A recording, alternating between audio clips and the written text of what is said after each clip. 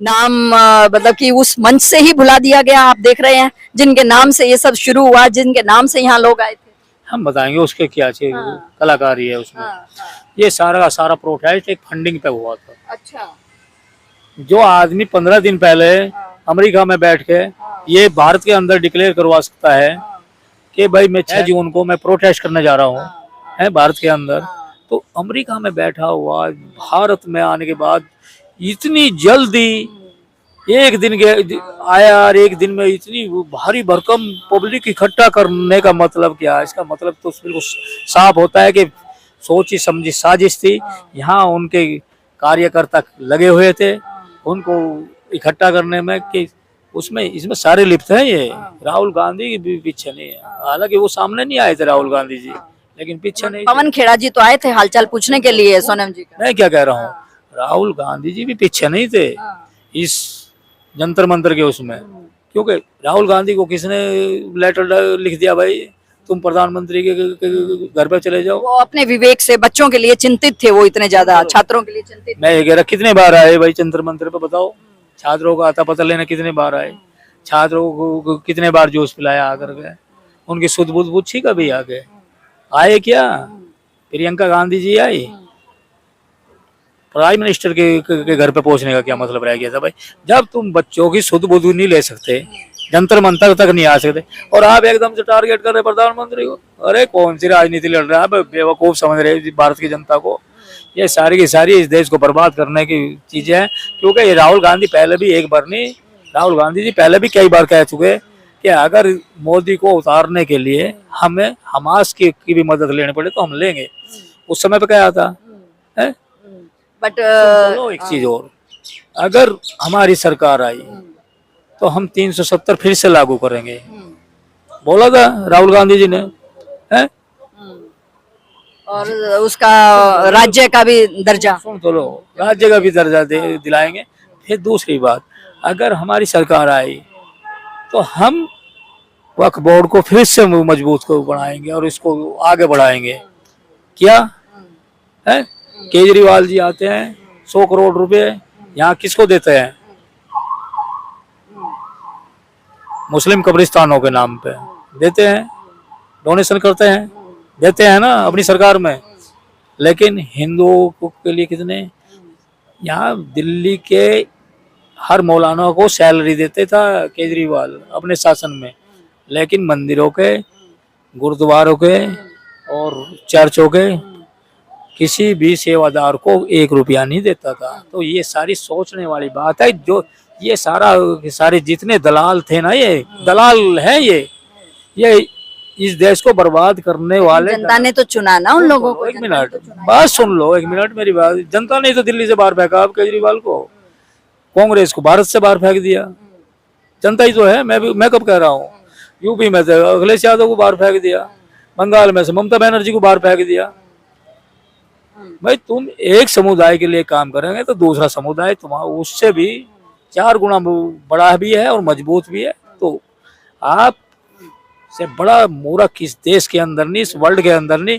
आप 20% लोगों के पीछे 110% लोगों को खो रहे हो, तो वो उससे बड़ा मूर्ख कौन होगा? है ये सोच रहे कि उस 20% को लेकर के तुम यहाँ शासन कर लोगे? इस देश पे शासन वो ही करेगा जो इस देश की जनता के हित की बात करेगा और इस देश के इस राष्ट्र के हित की बात करेगा।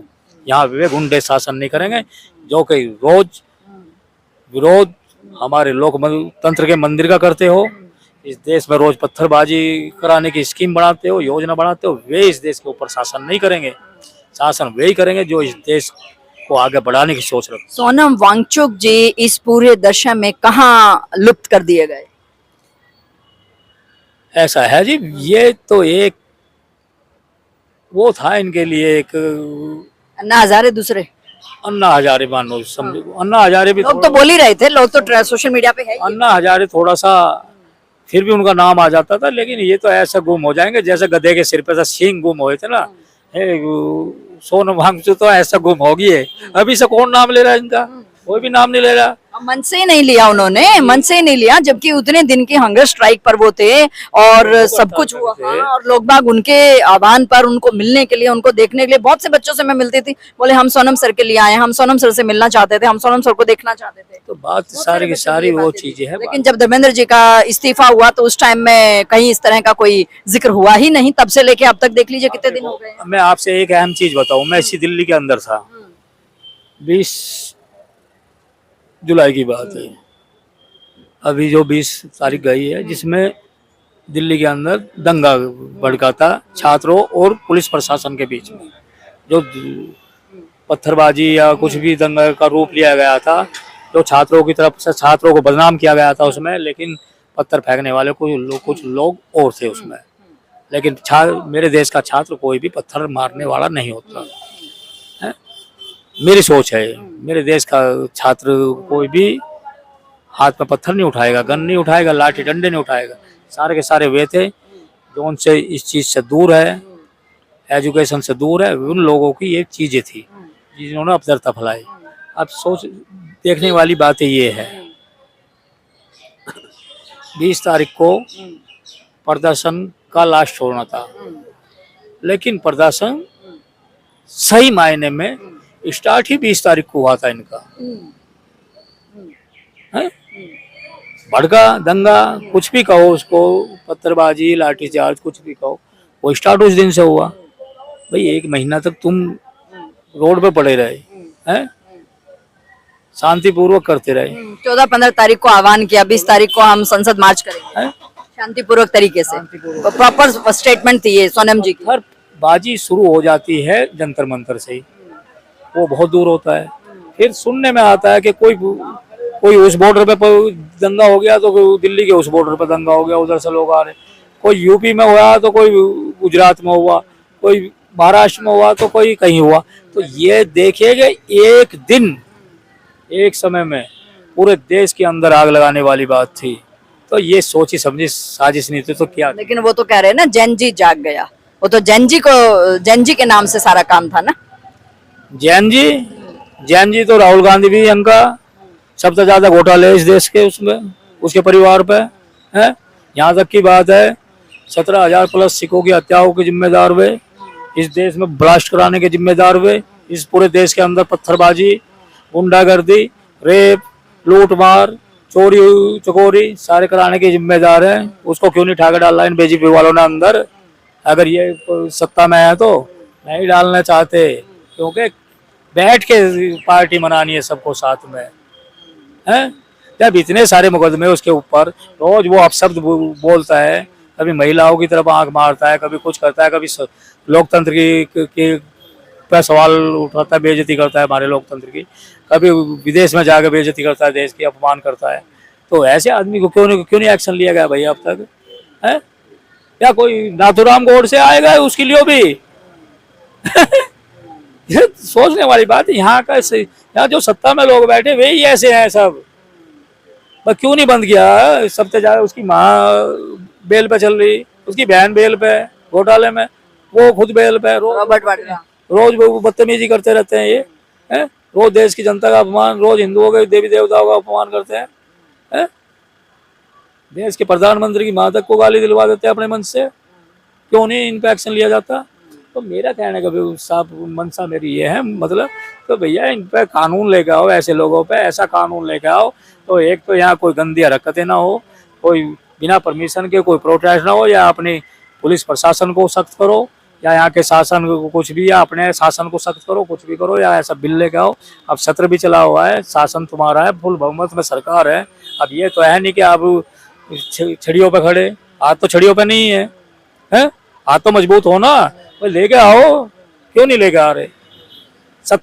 विपक्ष वाला शोर मचा रहा, मचाने दो, तुम तो पास कर सकते हो, फुल बहुमत में हो, तुम तो पास कर ही सकते हो, लेकिन तुम लाना नहीं चाहते। जनता को देखना चाहते हैं तमाशा, लेकिन जिस तमाशे के चक्कर में बीजेपी वाले लगे हुए हैं ना, कि राहुल गांधी यहाँ जितना अपदरता फैलाएगा, जितना उल्टा सीधा गाएगा, उतना मजबूत बीजेपी होगी। अब ऐसा नहीं होगा, यो इसका परिणाम 5 स्टेट के इलेक्शन आने वाले हैं ना। ऐसा नहीं होगा। इसका परिणाम जंतर मंत्र से देख लिया होगा बीजेपी वालों। आपको ही कह रहा हूँ मैं प्राइम मिनिस्टर साहब तक को भी अपील कर रहा हूँ इस चीज की। आपने ये टेलर देख लिया होगा इनका, कौन से इनको कहते ये टेलर है, अब पिक्चर तो आगे दिखाएंगे हम। तो इनकी सोच इस देश के अंदर कुछ ना कुछ करने की है, इन पे एक्शन लेने की जरूरत है, अब इन पे निगाह रखने की जरूरत है। जौन से राहुल गांधी भी ऐसे कौन सा वो है, अगर अरे केजरीवाल मुख्यमंत्री था दिल्ली लोगों का, की पसंद तो बहुत है राहुल गांधी जी। एक मिनट मेरी बात सुनिए। राहुल गांधी जी और केजरीवाल, राहुल गांधी तो इस देश का किसी प्रदेश का मुख्यमंत्री भी नहीं बने आज तक। बने क्या? नहीं बने ना। केजरीवाल तो मुख्यमंत्री भी बन गया था, आपने उसको उठा के तो त्याड़ में डाल दिया। अरे इसका अभी वायनाड में कहाँ घोटाला हुआ था, उसमें हिमाचल में इसका घोटाला हुआ है, आपने इसको उठा के क्यों नहीं घेरा भाई? राहुल गांधी को क्यों नहीं उठा के बंद किया? यानी कि इसलिए कि केजरीवाल नया बंदा था, नया खिलाड़ी था, कमजोर परिवार से था, इसलिए बंद कर दिया। तो ये बहुत सारे सवाल उठते हैं इस चीज को। धन्यवाद हमारे साथ जुड़ने के लिए।